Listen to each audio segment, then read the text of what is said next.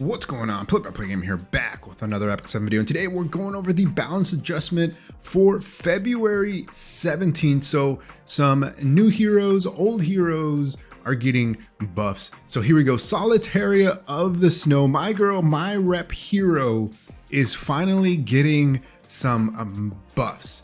We'll see whether they're good or not. Designer Lilibet. So Dilber is also getting some buffs. I know a lot of people have been clamoring for Designer Lilibet to get some buffs. 5-star RGB Chloe, Celine, Lilibet are also getting buffs. I don't know what Chloe really needs. She's PvE for the most part. Celine though, Celine could be pretty cracked. We'll find out. So Solitaria of the Snow, pew pew pew, before and after. So before, she attacks enemy with magic with a 25% chance to stun for 1 turn. When used on the caster's turn, pew pew pew becomes an attack that targets all enemies. The change attack does not trigger a dual attack. So this is her S1. So when she goes with the S1, she has a 25% chance to stun. It becomes an AoE attack, right? And then after, she attacks the enemy with a staff with a 75% chance to dispel 1 buff. So she strips. When the caster is granted Daydream, she activates Foosh as an extra attack. Foosh attacks all enemies with mana with a 25% chance to stun for 1 turn. So she attacks, so it's a single attack with a chance to strip 1 buff. And then if she has Daydream, it turns into an AoE attack. I'm not sure. Pew pew pew damage dealt decreased. Foosh Ha will deal the same damage as the original AoE damage. Pew pew pew. I want to go home. Decreases the amount of focus. So this is her passive. Decreases the amount of focus gained by the enemy by 100%. At the start of the turn, has a 100% chance to grant Daydream for 1 turn. And at the end of the turn, has a 100% chance to grant Stealth for 1 turn. So this one is now at the start of her turn, right? So at the start of her turn, she gets a chance to grant Daydream. Before, when the caster is buffed at the start of the turn, has a 100% chance to grant Daydream. So she has to be buffed in order to get Daydream. So now she just gets it, right? And then at the end of her turn, she also gets Stealth. So that's in her passive now. Before, she would get Stealth after she S3'd. So I think she still has to go though, right? She doesn't have like a built-in Stealth like at the start of the turn. So she has to go, and then after her turn ends, she gets Stealthed. That's not too bad. Boom, Starlight Fall. Decreases the enemy's buff durations by 1 turn and attacks with Starlight, decreasing combat readiness by 30%. This is her S3. So she has a buff duration reduction, and then she pushes back by 30%. But now, instead of getting a Stealth, she gets a barrier to the caster for 2 turns. Barrier strength increases proportional to the caster's max health. So you're going to want to build her tanky. So you want to build her fast with speed and effectiveness, right? Tanky, speed, effectiveness. I guess that's what it's going to be. So although Solitaria of the Snow was initially designed to be able to deliver attacks to all enemies with pew pew pew, this was not actually the case due to her lack of ability to prevent counterattacks and maintain her stealth. So now she's going to have a barrier and stealth, kind of like Para, right? It reminds me of like the Para mechanic. I don't know. We'll test her out and see. Maybe we can build her after the update goes live and try her out. So Designer Lilibet, with her problem was that people could kind of play around her, and it took a lot to really get her to cleanse, right? The buffs and stuff. So when an enemy turns ends, gains 10 fighting spirit for each debuff inflicted on an ally. So this one now gives her a lot more fighting spirit and increases defense for 1 turn. So when she, let's see, inflicted on, and when the caster's fighting spirit is full, consumes all fighting spirit to dispel all debuffs from the caster and increases defense for 1 turn. So she gives herself a defense buff now, and then that 40% CR push, which is still pretty decent. So Mono disqualification decreases debuff durations of all allies by 2 turns and gets on stage to attack all enemies, increasing their skill cooldown by 1 turn. increases combat range of all allies except for the caster by 15%. So she has a CR push every time a enemy ends their turn. She's gonna get 10 fighting spirit for every debuff. So I think that's pretty nice, right? This is gonna get her to be able to cycle faster, cleanse a lot more.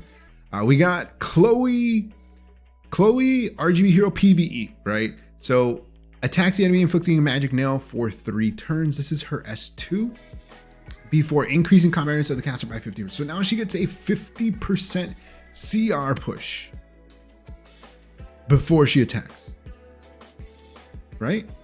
And then she has a damage dealt increase, so she's getting more damage.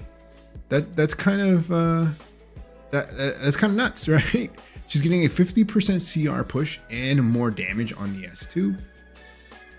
For the S3 Hyper Strike, the damage dealt is decreased, but the cooldown is now only 3 turns. So I mean, it's not bad. Shorter cooldown. She's gonna cycle a lot faster with that 50%, which isn't too bad. Her exclusive equipment for option number 1 will be adjusted. She's going to increase attack for the caster for 2 turns when using Magic Bolt. Okay, so Celine, this unit is on banner right now. So she's either on banner right now or is about to be, but this is a unit that she got a lot of use when she first came out, because she was one of the first that did something with non-attack skills. And right now, most of the meta has some type of non-attack skill. So she can be pretty insane. But because of the way that she was built in the past, she would cleanse after you did the S3. So she would do the S3, cleanse, and then go, right? But she could still get locked down before her S3. So after an enemy uses a non-attack skill, dispels all debuffs from the caster. So now she has a full cleanse when an enemy uses a non-attack skill. So Conquer Lilius, right? And then she cuts the enemy in the blink of an eye and increases combat range of the caster by 20%. So she has a full cleanse and a CR push when any unit uses, or an enemy uses, a non-attack skill. So that's actually pretty good, right? Thunderclap repeatedly slashes the enemy. This is her S3, triggering an explosion. She gets evasion, and now she gets a barrier for 2 turns, and the barrier increases proportional to her attack. So she's getting survivability. She's also getting an increase in healing. That's pretty good, right? She has a full cleanse. So after Conquer Lilius does her S3, she has a full cleanse, CR push, and then either she gets provoked, right? Or she's gonna go on someone else, right? Once she gets that S3 ready to go. She does blink, right? When you do the non-attack. So there's that too. I think this is a very solid buff, actually. She's going to be a bit more specialized fighting non-attack skills, especially with that cleanse, the evasion, and the barrier. She's going to have quite a bit of survivability. So definitely a unit to kind of keep your eyes on, especially now that we have a lot of those non-attack skill units. Lilibet brutally cuts the enemy with a 55% chance to inflict 3 bleeding effects for 2 turns. That's snip snip. With the awakening, when the target is bleeding after the attack, increases combat range of the caster by an additional 50%. And so this one is the S2, I believe. So after the attack, if you were able to land your bleeds, you get a 50% CR push. That's pretty good. That's pretty cool, right? Soul Cutter, this is her S3. Decreases the caster skill cooldown by 1 turn when the enemy is defeated and inflicts extinction, and decreases caster skill cooldown by 1 turn. So it's going to let her cycle faster, right? She's always had that built-in hit chance ever since her first buff, but then she kind of fell out, right, because of RB. She was, I think, one of the first of many units that they buffed kind of deal with Arby because she has extinction on her S3, and then she has the skill cooldown, and then she has the 20% hit chance. So it's one of those where, you know, maybe she'll be in a better spot, but I don't think that she's gonna be any better in the current meta. I don't know. We gotta wait and see. Her exclusive equipment is going to dispel 2 debuffs from the caster before the skill effect when using Snip Snip. So she has a cleanse. 2 debuffs, that's a lot. That's almost like a full cleanse, right? Because not many units hit you with 3 debuffs. So that's kind of interesting. So I don't know. I guess we'll wait and see. Sinful Angelica, Moonlight 4-star hero. Dark Salvation whips up a vortex of darkness and loathing, dispelling 1 debuff from all allies. This is actually pretty big. She has a cleanse now. She has like a partial cleanse, so 1 debuff. That's actually really, really nice. 5-star artifacts, Cradle of Life. So this one is another one of those artifacts that nobody used. This one, it's a chance to inflict a random debuff, right? So before, it's up to a 70% chance if you max it out, but at, I think, plus 15, or before you max it out, it was 35% if you max at 70. Now at it's 80% chance if you fully max this out, 40% chance to inflict a random debuff for 2 turns after using a single attack. And they included burn in there. So they removed poison and they added burn. And that's, I think, fine. But it's a 2-turn debuff, but it's not even 100% chance. So I still don't think it's good. A Little Queen's Huge Crown increases damage by 16% if the enemy is granted a barrier. So this is what I was talking about earlier.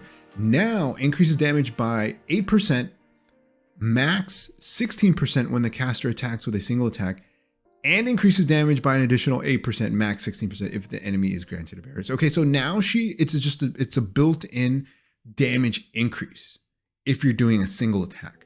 And this is a warrior artifact, so I'm trying to think who could use like LQC, right? Like that's the only warrior that I can think of right now that has a single attack that wants an increase in damage.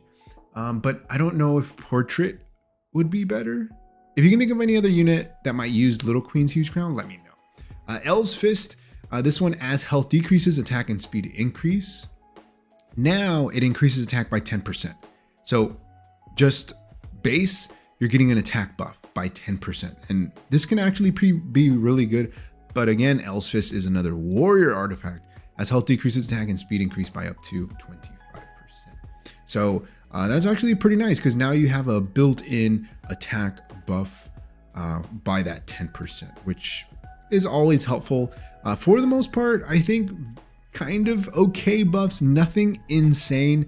I think the Celine one is the winner of this buff event that we had of this update. But, you know, Designer Lilibet, I think, is in close second. Solitaria, even though she got buffs, I still don't think she's going to be good. I don't think she's going to be good, but we'll see. We'll find out. Let me know your thoughts in the comment section below. Like always, if you haven't enjoyed the video, hit that like button. If you haven't subscribed, think about subscribing. It really helps the channel grow and reach more people like you who like content like this. Like always, thanks for watching. I'll see you next time. Peace.